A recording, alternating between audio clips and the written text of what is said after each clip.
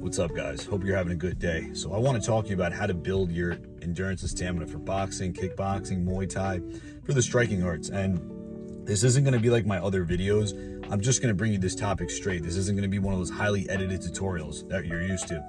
So the reason I wanted to make a video on this topic is because I feel like it's not that complicated, but it's not that easy, but there's a lot of bullshit out there, okay? And I want to separate sort of fact from fiction, just in my experience, right? This is all just from my experience of being into this stuff and training for 14 years.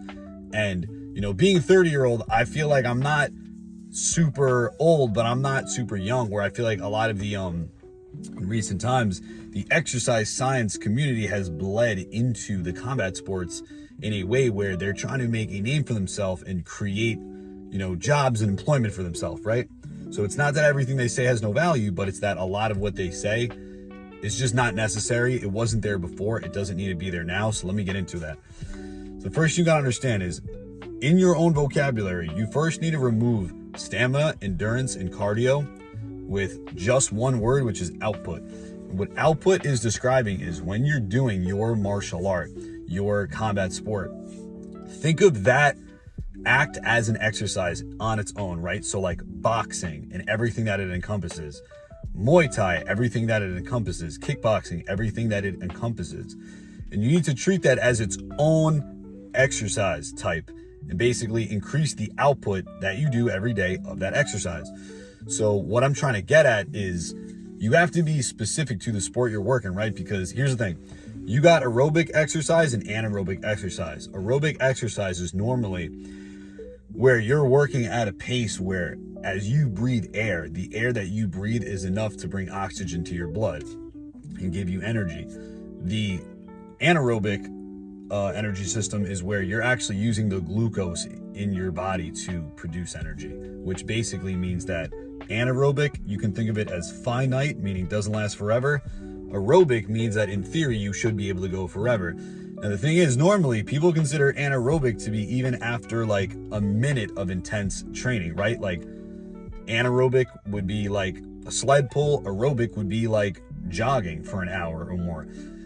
Problem is, when you do a martial arts bout or bag rounds or something like that, you're doing 2 minutes at a time or 3 minutes or 5 minutes at a time, but it's intense. So basically you're doing an anaerobic exercise, but at a duration which you can't help but have to do it that long. Because you got to understand, like if you go box somebody, if that guy starts putting it on you, you can have had this idea you were going to go at this nice pace. He starts putting it on you. You either got to move your feet or move your hands back or defend. You have to sort of match that same energy, right?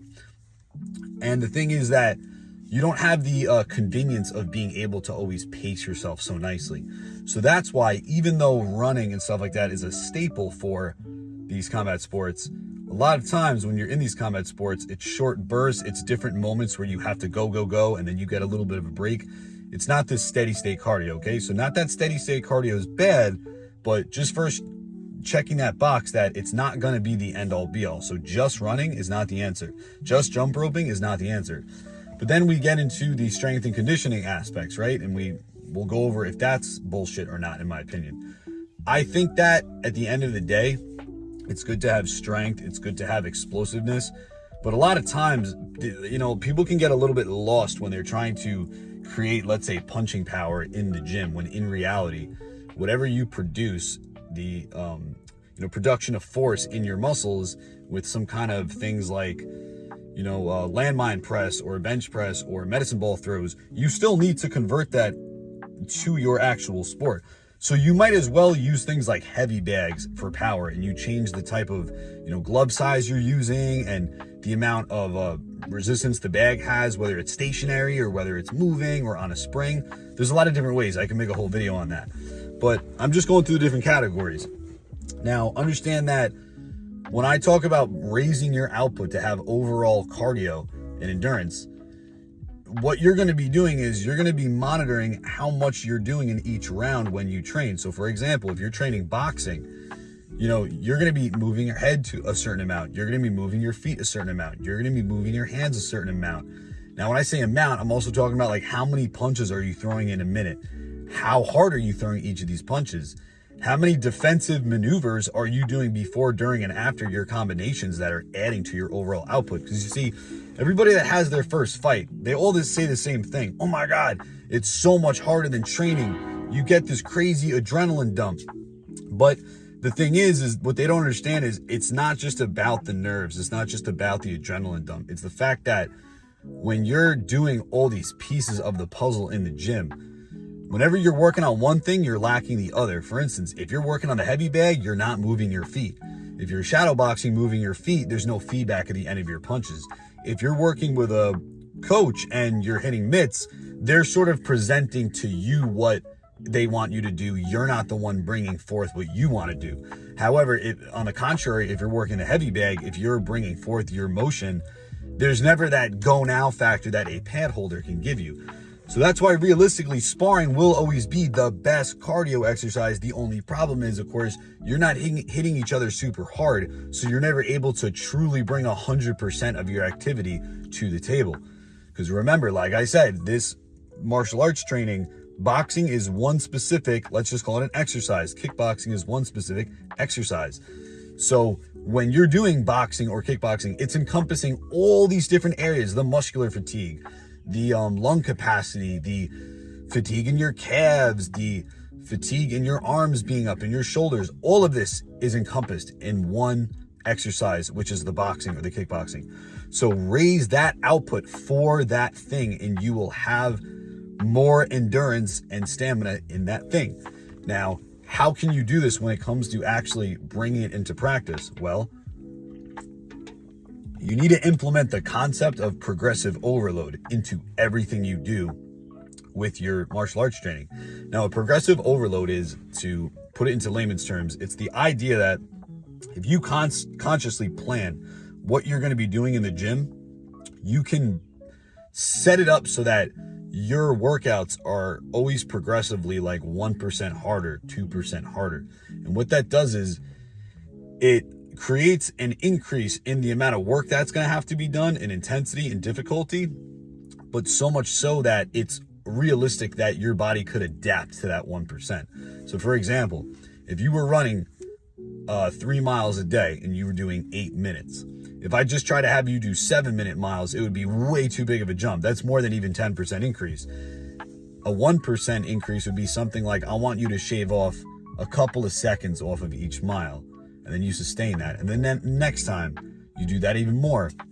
So if you wanted to apply that to something like kickboxing or boxing, while it's hard to track how many punches you're throwing, put a number on how much power you're putting on each shot, a lot of the time it's better to keep the same round duration, round rest, and workout that you're doing, and just put a little more of yourself into it.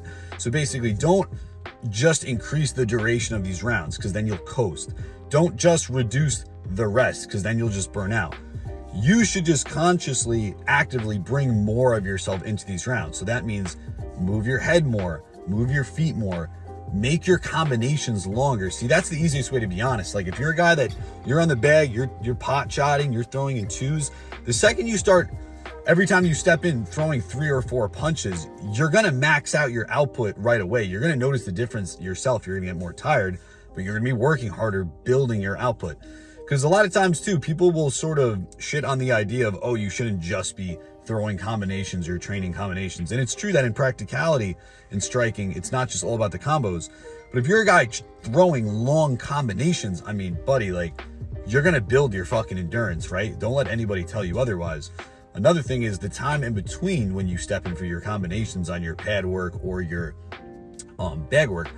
If you're like hitting the bag, moving around, you're kind of eating the clock and you kind of know it. Where if you step in, boom, boom, boom, you move out, you hit an angle right away, bob, bob, bob, you pop off shots. Defensively responsible, you move your head, you back out, move around a little, come right back in. You just did a lot in that 1, 6, 7 sequence. Like you just threw 6, 7 punches between the 2 different angles. You moved your head, you moved your feet, and it's like you sustain that for 2, 3-minute rounds. Those are going to be hard rounds. See, a lot of people will brag like, oh, I did 15 rounds in the gym. I did, 20 fucking rounds of sparring. But it's like, let's be honest, everyone is mutually agrees that when they first start, they're tired after 3 2-minute rounds of fighting. So, like, how hard can you really be going if you're doing 15 3-minute rounds to completion? It's okay if you're working on your flowing or your single reps, or you're repping out combinations and like actually taking your time to learn, because you have different kind of days, right? You have times where you're going to work your technique. You have times where you're working your stamina endurance. But I'm today just talking about the days where you're working your stamina endurance. You're maximizing your output. And while a lot of this stuff isn't always trackable, I mean, at the end of the day, you can record yourself, right? Like, people will go train for an hour, but they don't have the patience to just watch themselves for like 3 fucking minutes. But that pretty much sums it up, guys. There's a whole science to your red blood cell count, your resting heart rate, your max heart rate, how long it takes for your max heart rate to reach your resting heart rate. But I'm going to be honest with you, man, at the end of the day, it's like a lot of this endurance and output, it almost sometimes is more of even a choice than it is a metric of your own body. Because, for something like that is a tangible number that if you tried your absolute hardest, you probably just couldn't break, like something like bench press, right? Like, you could probably bring yourself into that to maybe hit like a 5-pound, 10-pound personal record. But we all know that usually if you're an avid bench presser, you kind of know where you're at, right? There's not this mystical force that's going to all of a sudden make you do more. But a lot of times your punch count, your maximum output while you're doing striking martial arts, a lot of this is technically a choice, because it's not like the way your body works is that your hands send a message to your head to tell them to stop. It'll always be that your brain will tell your hands to stop, which, whether it's physically possible for you to go on forever or not, that's just how that works. So you got to understand that, like, when you're working your output, you're not just working on these energy systems like your lactic acid buildup, your muscular fatigue, your anaerobic fitness. You're actually just training your body to go harder for longer. And that training to go harder for longer process, to be honest with you, you develop a lot quicker than the actual physiological adaptations that you experience from the training, which is why, like, a lot of times when you first start training hard, you'll be able to go harder for longer because it's something that you've just never really done before. And now you're finally getting better at it. So that's really the secret, bro. It's like, you got to just train hard. But when I say train hard, I mean just do more during your rounds. Don't like do this junk volume where you're just adding all these rounds and you're just, I'm in the gym for 3 hours. No, like, that's not how you're going to build it. If there was such thing as marathon punching, then the 3-hour guy, that's going to be your sport for going and throwing at high volume and high pace and being able to do a lot in 2 minutes or 3 minutes. This is how you want to train. So I hope this helps. Go try this out. Let me know how it goes.